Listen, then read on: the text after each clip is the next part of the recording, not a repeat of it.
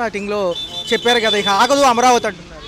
అది ఆయన అంత ముందు కూడా ఆయనే వచ్చి శంకుస్థాపన చేశాడు. ఇప్పుడు రెండోసారి సామెత ఎలా ఉందంటే అప్పటికిప్పటికి అప్పుడు ఒకసారి చేశాడు, ఆగిపోయింది. ఇప్పుడు వచ్చాడు మళ్ళీ బిగించేశాడు. ఇది ఎంత మాత్రమో తెలియదు ఎవరికి. కూటమి హయాంలో ఇంకా ఆగదు ముందుకు వెళ్తుందన్నారు. తెలుగులో కూడా సంబోధించడం జరిగింది అందరినీ. ఇప్పుడు బిగించేసి 7-8 ఏళ్ళు 10 ఏళ్ళు అయిందా? 10 ఏళ్ళ నుంచి కానీ ఇంకేమవుద్ది?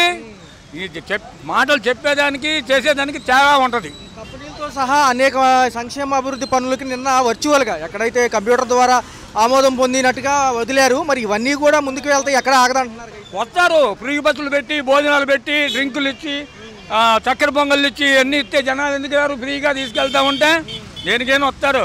అంతకుముందు బస్సులు 4 బస్సులు వేసి 4 బస్సులు మీటింగ్ పెడితే జగన్ బస్సులను ఆఫ్ చేశాడు అన్నారు. నిన్న మొత్తం ఆఫ్ చేసి పారేశారు. జనాలు అంత ఇబ్బంది పడ్డారు. రైతుల త్యాగాలు మర్చిపోమని పవన్ కళ్యాణ్ గారు అంటున్నారు కదా, భవిష్యత్తు ఇచ్చారు త్యాగంతో పాటు అంటున్నారు. ఏంటి ఆయన అలాగే చెప్తాడు. ఆ ముందున్న ఉడుకు రక్తం ఇప్పుడు లేదు ఆయన దగ్గర. అది ఎందుకంటారు సార్ ఏమన్నా? ఎందుకంటే అప్పుడేమో సలసల కాగింది, ఇప్పుడేమో సలసల చల్లారిపోయింది. అది ఆయన కూడా ప్రసంగంలో ఆయన పిలిచి మరి గిఫ్ట్గా చాక్లెట్ ఏదో ఇచ్చినట్టున్నారు. ఇస్తారు చాక్లెట్, తినడానికి తీయగా ఉంటుందని చాక్లెట్ ఇస్తారు. మనకి జనాలకు తాయిలాలు ఇవ్వటం వల్ల మీకు ఆ ఇంట్లో అది ఇస్తాం, ఇది ఇస్తాం, అది ఇస్తాం అనేది సంవత్సరం అయింది. ఒక గ్యాస్ బండ్ ఒకసారి ఇచ్చారు, పెన్షన్ ఒకటి ఇచ్చారు. 6000 పెన్షన్లు సగం తీసేశారు. అలాగే ఉంటుంది. భవిష్యత్తు ఎలా ఉండబోతుంది సార్? ఖచ్చితంగా మనం చెప్పలేమండి. రేపు సంగతి మనం ఏం చెప్పలేము. ఇవ్వాలేంటో రేపేంటో ఎవడు బ్రహ్మదేవుడు కూడా చెప్పలేడు. ఆ రోజులో బ్రహ్మంగారు రాశాడు కాబట్టి మనం ఇవ్వాలనుకుంటున్నాం. ఒక పక్క యుద్ధం జరుగుతున్నా దాన్ని పక్కన పెట్టి వచ్చారంటున్నారు కదా ఆయన. వస్తూ ఉంటారు, పోతూ ఉంటారు. పాకిస్తాన్ గురించి మనం మాట్లాడటంలా మళ్ళీ రేపు అతను అవకాశం ఉందనుకో మళ్ళీ పాకిస్తాన్ మనకు బంధువులు అంటారు. అది రాజకీయ నాయకుల్లో ఏముండేదంటే అలాగ ఉంటుంది. కోట్లకి ఒక్కసారి పెరిగిన ఈ రియల్ ఎస్టేట్కు సంబంధించి కొంచెం కన్ఫ్యూజన్ ఉన్నప్పటికీ ఈ రేట్లకి అమ్ముతామని ప్రభుత్వం అంటుంది. ఖచ్చితంగా డెవలప్మెంట్ చూడొచ్చు. 20 కోట్లు ఎకరం అంటే ఎకరంకి ఎన్ని సెంట్లు? 4840. ఏంటి 20 కోట్లు పెడితే ఏం చేస్తే దానిలో వస్తాయి డబ్బులు? ఏం మాటలయ్యి? అసలు అర్థం ఉంది? ఎవడన్నా కొనేవాడు అసలు నిజంగా కొనేవాళ్ళు ఉంటారు అంత పెట్టి? అట్టుదే ఇవన్నీ అసలు ఎంత వాల్యూ? ఎకరాన్ని ఏం చేస్తే అంత డబ్బు వస్తుంది?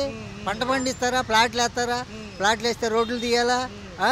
ఏంటి 40 ఫీట్ రోడ్లు తీయాలా? ఇవన్నీ ఏంటంటే పుకారు, గాలి వాతావరణం. కొనేవాడు ఎవడు లేడు, అమ్మేవాడేమో హై రేటు చెప్తున్నాడు. ఎవరిని కొనమను? మనం వర్షానికి మోకాళ్ళలోతు నీళ్ళు మళ్ళీ వచ్చాయి ఐకానిక్ టవర్ దగ్గర.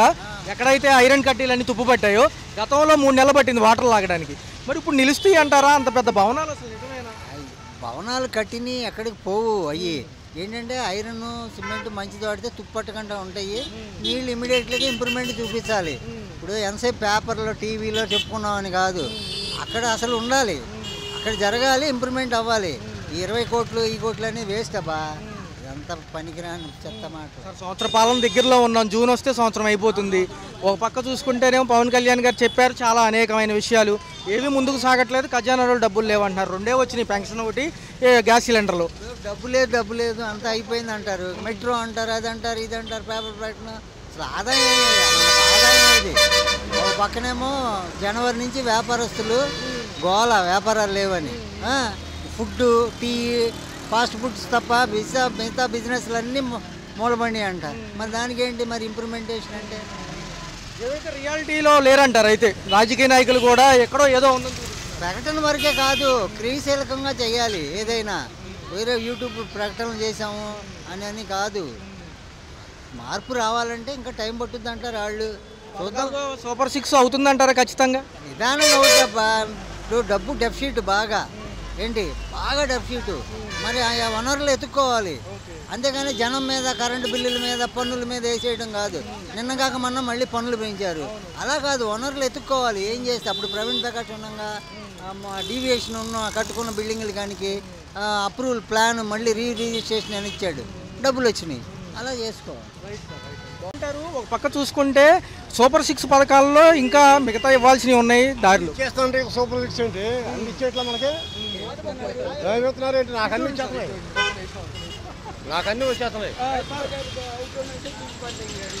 ఎలా ఉంది తదుపరి ప్రభుత్వాలు చెప్పే అన్ని మాటలు నమ్మొచ్చా? ఇప్పుడు చెప్పెళ్ళారు ఒక ఆయన పెద్ద ఆయన సూపర్ అని. రేపంట ఇవాళ అడుగుతానంటే రేపు ఇస్తాను అంటున్నాడు. కృష్ణ కమిటీ అసలు వద్దందుకు అక్కడ కట్టొద్దందుకు మోకాల్లో నీళ్ళు నిలుస్తున్నాయి. వాళ్ళు ఎవరన్నా చెప్పడానికి నేను సీనియర్ నాయకుడు అయితే. ఖచ్చితంగా డెవలప్మెంట్ ఎలా ఉంటుంది బాబాయ్ గారు? డెవలప్మెంట్ అనేది ఎలా ఉంటుంది? 4 ఏళ్ళు మరి చెప్తున్నారు కదా, కనబడుతుంది కదా డెవలప్మెంట్. ఇంతగా నీకేం కావాలి? మాజీ నాయకుడేమో అభివృద్ధి వికేంద్రీకరణ మంచిది, అన్ని చోట్ల డెవలప్ అవుతుందని ఆయన చెప్పారు. ఎవరు? జగన్ గారు. జగన్ గారికి తెలియ చెప్పాడు. ఈయన తెలుసు కదా అండి, ఆయన తెలియక చెప్పాడు పాపం. అందరూ బాగుండాలి అని ఆయన అంటే కాదు నేనే బాగుండాలంటారు వీళ్ళు. ఒకసారి అమరావతి విషయాన్ని డైవర్ట్ చేసి పథకాలు అయిపోయారు. ఏంటి పథకాలు ఇచ్చేస్తున్నారు అందరికి? ఎప్పుడు? బల్లోడు మీకు తెలియదు, మాకు మాత్రమే తెలుసు. మేము టీడీపీ వాళ్ళం కదా, మాకు వచ్చేస్తున్నాయి. టీడీపీ వాళ్ళం మాకు వచ్చేస్తున్నాయి. ఎకరం 99 పైసలకే విశాఖపట్నంలో భూమి ఇస్తారు. ఇక్కడ చూసుకుంటేనేమో అమరావతిలో ఎకరం 20 కోట్లు. ఏంటంటే ఒక 470 కిలోమీటర్ల తేడాలో ఇంత డెవలప్మెంట్. మరి మా చంద్రబాబు నాయుడు తమాషాలా సూపర్ చేస్తాడు. ఇంకా ఖచ్చితంగా డెవలప్మెంట్ ఉంటుంది అంటున్నారు కదా. రూపాయికి అమ్ముతాడు, డెవలప్ అవ్వక ఇంకేమవుద్ది? ఇంకేమి కావాలి? రూపాయికి ఎంత కాయ ఎంత ఉన్నది? 20 రూపాయలు. అక్కడ రూపాయికి వస్తుంది స్థలం. మరి ఇంకేం కావాలి? అంటే ఎలా ఉందంటే 20 కోట్లు ఒక ఎకరం అంటే ఒకసారి వేవ్ అనేది స్టార్ట్ అయితేనే ముందుకెళ్ళగలమని ప్రభుత్వం అంటుంది. సంపద సృష్టిలో కూడా భాగంగా అంటున్నారు కదా. ఎలా అర్థం కాదు? అంటే సంపద సృష్టిలో భాగంగా ఈ రియల్ ఎస్టేట్ బాగా పుంజుకుంటే రేపు డబ్బులు ఉంటాయి అన్నిటికి అంటున్నారు కదా.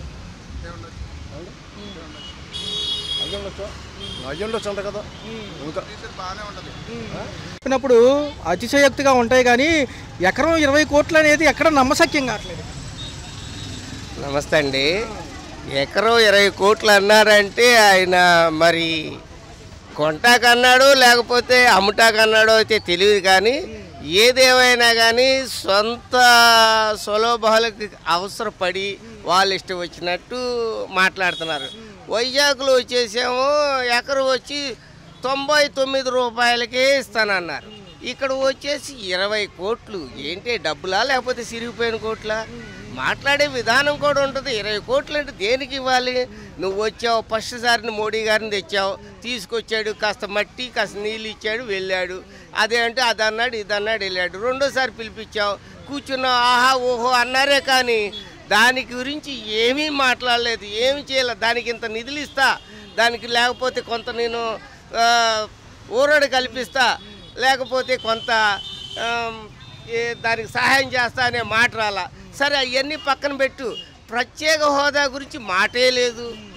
తర్వాత వచ్చేసి కనీసం మనకి ఇంత ఖర్చు అయింది, ఏం దానివల్ల ఉపయోగం? 2 సార్లు పిలిపించావు, 2 సార్ల మీద నీకు ఎన్ని లక్షలు నష్టమైంది కూడా నీకు తెలుసు. అయినా సరే ఎందుకు పిలిపించినట్టు దాని గురించి ఏమైనా మాట్లాడావా? ఏమి మాట్లాడాలా? విషయం ఏమంటున్నారంటే కరెక్టే, మీరు చెప్పింది కరెక్టే, అన్ని విషయాలు ఓకే అని అంటున్నారు. ఈ సభ జరిగిన అనంతరం తెల్లారి రోజు మోకాల్లోకి నీరు వర్షం కురిసింది.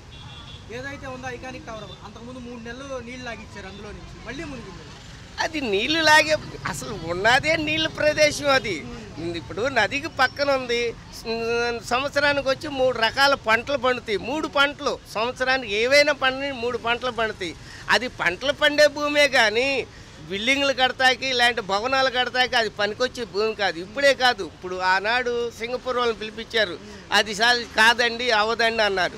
మళ్ళీ ఇంకో వాళ్ళని పిలిపించారు, అది కాదండి అవదండి. 3 సార్లు సింగపూర్ వచ్చారు. సింగపూర్ వాళ్ళు వచ్చి నేను సింగపూర్ని చేపిస్తా అది చేపిస్తా అన్నాడే కానీ వాళ్ళే ప్రత్యేకంగా చెప్పేశారు కూడా, ఇది భూములకి కానీ తర్వాత భవనాలకు పనికిరాదు, కట్టినా కానీ కొన్నాళ్ళు కూలిపోతాయి అని కూడా చెప్పారు. మరి నువ్వు కావాలని నువ్వు అక్కడ క్రియేట్ చేయటానికి తప్పనిసి ఏమి లేదు. నువ్వు ఇవాళ చేసేది ఏంటి? 5 స్టార్ హోటల్స్ అని, తర్వాత వచ్చేసి మంచి పార్కులని, మంచి స్విమ్మింగ్ పూల్ అని ఇవన్నీ చేస్తున్నావు. దానివల్ల వచ్చే పేదవాడు బతకటానికి ఏమీ లేదు. నీకు ధనికుడు కోసమే నువ్వు చేస్తున్నావు, ఒక వర్గం కోసమే నువ్వు చేస్తున్నావు. కానీ నిజానికి నువ్వు పేదవాడి గురించి అసలు ఏనాడు ఆలోచించుకున్నట్లయితే సార్ వచ్చే నెల 13 కల్లా మనకి సంవత్సర పాలన కంప్లీట్ అయిపోతుంది. చూసుకుంటే పథకాలు 9 తిరిగేస్తే 6, ఆ 6 ఏమైపోయినాయి? 2 తప్ప మిగతాది అజాపజా లేదు, అంతా అమరావతి డైవర్షన్ అయిపోయింది. ఏంటి అమరావతి డైవర్షన్ అయ్యేదంటే ఇప్పుడు ఇవాళే కాదు, 14 సంవత్సరాల నుంచి నువ్వు 14 సంవత్సరాల నుంచి ముఖ్యమంత్రిగా చేసావు. ఏ ఒక్క సమస్య కూడా నువ్వు ప్రజలకు చెప్పింది ఏది అమలు చేయలే.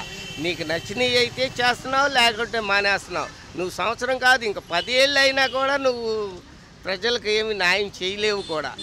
ముఖ్యంగా సార్ మరి 6 పథకాలకు సంబంధించి ఈ నెలలో 3 రావాలి. వాళ్ళు చెప్పినట్టుగా తల్లికి వందనం రావాలి, రెండోది చూసుకున్నట్లయితే రైతులకు పెట్టుబడి సాయం రావాలి, మూడోది చూసుకుంటే మహిళలకు ఉచిత బస్సు ప్రయాణం. ఈ 3 ఏమైపోయింది? 3 తల్లికి వందనం అంటావా? తల్లికి వందనం ఇస్తావో ఇవో తెలియదు, కానీ చదువుకునే పిల్లలకి ఫీజు రిమైండ్మెంట్ అది చాలా సంతోషం. ప్రతి ఒక్కరు చదువుకుంటారు. ఇక నువ్వు రైతులకి భరోసా ఏదో నేను ఇస్తా అన్నావు చూడు, రైతులకు నువ్వు ఏమి ఎక్కల మంచి నాణ్యమైన విత్తనాలు ఇవ్వు. వాళ్ళు పంటల్లో పొలాలు వేసుకోవటానికి కానీ దేనికైనా నాణ్యమైన ఇస్తే అదే చాలా గొప్ప వాళ్ళకి చేసిన మేలు. చూసుకున్నట్లయితే జగన్మోహన్ రెడ్డి గారు మీరు ఇప్పటికీ కూడా రాజధాని వికేంద్రీకరణకి కట్టుబడి ఉన్నాం, 3 చోట్ల అభివృద్ధి బెస్ట్, ఇక్కడంతా నాశనం అయిపోతుందని చెప్పారు. 44,000 ఎకరాలు ఇప్పుడు వీళ్ళ దగ్గర తీసుకుంటే వీళ్ళకి ఇచ్చేది కవులు, వీళ్ళు 20 కోట్లకి అమ్మితే ఎకరం ఎవరు బాగుపడి? 20 కోట్లకి ఎకరం అమ్మేదారంటే అది కొన్న భూమి అమ్ముకున్నవాడు బాగుపడతామే కానీ భూమి కొన్నవాడు బాగుపడదు. అది లబ్ధిదారులు నష్టపోయేది కన్ఫామే. ఎవరైనా పోయేది ఏంటంటే నిజానికి అక్కడ జరుగుతున్నది. నువ్వు మళ్ళీ ఈ మధ్య నేను నాకు శంకుస్థాపన చేశాను, నా ఇల్లు ఇక్కడే కడుతున్నా ఉన్నావు, అది కూడా ఒక డ్రామాయే. నువ్వు ఇల్లు కడుతున్నావు అంటే నువ్వు ఇల్లు కడుతున్నావు తెలంగాణలోని ప్రతి ఒక్కరు భూములు ఇచ్చేస్తారు, ప్రతి ఒక్కళ్ళు నీకు మేలు చేస్తారు అనే భావంతో నువ్వు చేస్తున్నావు, అంతేగాని ఏమీ లేదు. ఎలా ఉండబోతుంది 4 ఏళ్ల భవిష్యత్తు అంధకారమేనంటారా? ఎందుకంటే తేడతెల్లం అయిపోయింది. ఎక్కడా కూడా చేతిలో అరివి కాని రేట్లు ఉన్నాయి అంటున్నారు. అమరావతిలో కొనేవాడు ఎవరున్నారు? కొనేవాళ్ళు ఎవరున్నారంటే నువ్వు తీసుకొస్తాడు ఆయన. ఎక్కడి నుంచి తెస్తాడు? ఎన్ఆర్ఐల్ని అంట పెట్టుకొచ్చేసి ఒక వర్గానికి మాత్రం ఆ చుట్టుపక్కల ఉన్న వాళ్ళందరినీ కొనుక్కోమని వాళ్ళకే చెప్పుకుంటాడు, అంతేగాని ఎన్ఆర్ఐలను పిలిపించాడంటే వాళ్ళు కొనుక్కుంటారు. ఈయనకు చుట్టూ ఉండేది ఎన్ఆర్ఐలు, ఈయన అంతవరకే. పేద ప్రజలు ఉంటాకి ఇది మధ్యతరగతోడు ఉంటాకి ఏమి ఉండదు అక్కడ. ఇప్పుడు చాక్లెట్ అంటే చిన్నపిల్లలకి చాక్లెట్ ఇస్తే అంత ఆనందంగా ఏడ్చే పిల్లలు కూడా అయిపోతారు కదా. ఆ విధంగానే ఆయన గారు మరి తెలిసి తీసుకున్నాడు, తెలుగు తీసుకున్నాడు. ఆ చాక్లెట్ కూడా చంద్రబాబు నాయుడు గారు ఈ మోడీ గారికి ఇస్తే మోడీ గారేమో పవన్ కళ్యాణ్ గారికి ఇచ్చాడు. ఆ చాక్లెట్ తీసుకున్నాడు, ఎంతో ఆనందపడుతున్నాడు. అబ్బా నాకే చాక్లెట్ ఇచ్చాడు అనుకుంటున్నాడే కానీ ఏంటో నన్ను చిన్నపిల్లలాగా చూశాడనే మాటే లేదు ఆయనకి. అంటే ఒక పక్క ప్రభుత్వాలు కంపెనీలు ఆకర్షించడానికి 99 పైసలకు భూమి అని విశాఖపట్నంలో ఉంటుంది, ఇక్కడ ఎకరం 20 కోట్లు అంటున్నారు. ఈ సంవత్సరం పాలన ఎలా అనిపించింది అసలు? చాలా బాగుందన్న. ఎంత బాగా ఇంకా ఏ రాష్ట్రంలో కానీ మా ఏ దేశంలో కూడా ఇటువంటి పరిపాలన అనేది ఉండదు. అంత సూపర్గా జరిగిందనమాట. జై పవన్, జై చంద్రబాబు, జై మోడీ. ఎప్పుడు పోతారో దరిద్రం అప్పుడు పోయిద్ది. ఓకేనా? ఒక పక్క ఏమంటున్నాయంటే ప్రతిపక్షాలు సంవత్సర పాలన దగ్గరలో ఉన్నారు, రేపు జూన్ 13 కల్లా సంవత్సరం అయిపోతుంది. మరి ఏంటి ఒక పక్క చూసుకుంటేనేమో పథకాలకి ఏమో 2 వచ్చినాయి, ఒక పక్క చూసుకుంటేనేమో గ్యాస్ సిలిండర్ కూడా ఏ పథకాలు వచ్చినాయి అన్న? గ్యాస్ సిలిండర్ ఒకటి, పెన్షన్ ఏది గ్యాస్ సిలిండర్ కూడా ఎవరికి పడలా. మాకు పడలేదు, ఎవరో కాదు మాకు పడలేదు. ఫ్రీ బస్సు లేదు, అమ్మ ఒడి లేదు పిల్లలకి, ఏది లేదు. ఏ పథకం వచ్చింది? పథకం అంటే ఇదే పథకాలు ఈ నెలలో రావాలి యాక్చువల్గా వాళ్ళు చెప్పినట్టుగా చూసుకుంటే, అసలు విడుదలే అవ్వలేదు ఎందుకంటారు? అలా అనుకుంటే జగన్ ప్రభుత్వంలో ఈ పాటికి ఎప్పుడో అమ్మఒడి పడిపోయేది. ఆల్మోస్ట్ పథకాలన్నీ పెన్షన్లు కూడా రీసెంట్గా మా ఇంటి దగ్గర ఒక పేషెంట్కి బాగోకపోతే ఆమె పెన్షన్ హాస్పిటల్కి ఇవ్వమంటే వాళ్ళ సార్ని అడగాలంట. అదే ఇంతకుముందు అయితే వాళ్ళు ఏ ఊర్లో ఉన్నారో అక్కడ కనుక్కొని అక్కడికి ఇచ్చి పంపించేవాళ్ళు, వాలంటీర్లు ఉండేవాళ్ళు. వాలంటీర్లు ఇప్పుడు అదే వాలంటీర్లు మా సార్ని అడగాలంటున్నారు. అలా ఉంది పరిపాలన. ఇంకా అంత మొదటి వారంలో కొన్ని స్కూల్స్ ఓపెన్ అవుతున్నాయి, 2వ వారంలో ఓపెన్ అవుతున్నాయి. మరి ఇంకా తల్లికి వందనం లేనట్టేనంటారు. 15,000 ఇస్తారు. తల్లికి వందనం ఎందుకన్నా? తండ్రికి దండం పెట్టేస్తే మా డైలీ వైన్స్ మేము మా డబ్బుతోనే నా కొడుకులంతా బాగుపడేది. మా సొమ్మే తింటున్నారు. లిక్కర్ స్కామ్ లో ఏమో జగన్ అరెస్ట్ చేస్తారంటే ఇక్కడ చూస్తే రేట్లు పెంచున్నారు. మరి వీళ్ళు ఏం చేస్తున్నారు? ఇప్పుడు బార్లో వైన్స్లో ప్రతి క్వార్టర్కి 10 రూపాయలు ఎక్స్ట్రా. ఎవడమ్మని తెంగినోడు సొమ్ము ఎవడు గుద్దలోకి వెళ్తుంది. అది జగన్ మీద పడి ఏడుస్తారు పొద్దుగూకులు. నా అయితే నోటికి బూతులు కూడా వస్తాయన్న. ఆయనది మీరు వేరే రకం చేసుకొని చేసినా ఆయన లాంటి పరిపాలన మీ జీవితంలో చేయలేరు, రాదు కూడా. ఒక పక్క మోకాళ్ళ లోతు నీళ్లు మొన్న వర్షానికే మునిగిపోయింది ఐకానిక్ టవర్ ఏరియా మొత్తం అక్కడ. మరి ఇప్పుడు ఎలా కడతారు? ఏం చెప్తున్నారు అర్థం కావట్లేదు జనాలకి. చెప్పండి ఒక్క నిమిషం. సింపుల్గా చెప్తాగా, ఇప్పుడు షిప్లు ఉన్నాయి కదా, అలాగే షిప్లోనే భవనం కట్టేస్తారనమాట, రాజభవనం. డైరెక్ట్ షిప్పే నీకు ఎంత లోతు, మోకాళ్ళ లోతు కాదు, నీకు తాటి చెట్టు లోతు వచ్చిన నీరు పైన తేలాడుతూ ఉంటుంది. ఈయన హెలికాప్టర్లో వచ్చి మీటింగ్ పెట్టుకొని వెళ్ళిపోతాడు. 44,000 ఎకరాలు సేకరించి కౌలు డబ్బులు ఇస్తారంట, వీళ్ళే ఎకరం 20 కోట్లకు అమ్ముతారంట. సరే అన్న, కొద్దిగా నాకు పని ఉంది, పిల్లలు టైం అయింది ఈ బస్సులకి. హలో, తెలుగు రాజ్యం ఛానల్ చూస్తున్నారా? సామాజిక రాజకీయ జీవన చిత్రణే తెలుగు రాజ్యం. అతిశయోక్తులు అసత్యాలు ఉండవు. రాజకీయ కోణం కాదు, ప్రజా కోణమే కొలబద్ద. తెలుగు రాజ్యం వీక్షణ మీ ఉత్తమ అభిరుచికి నిదర్శనం.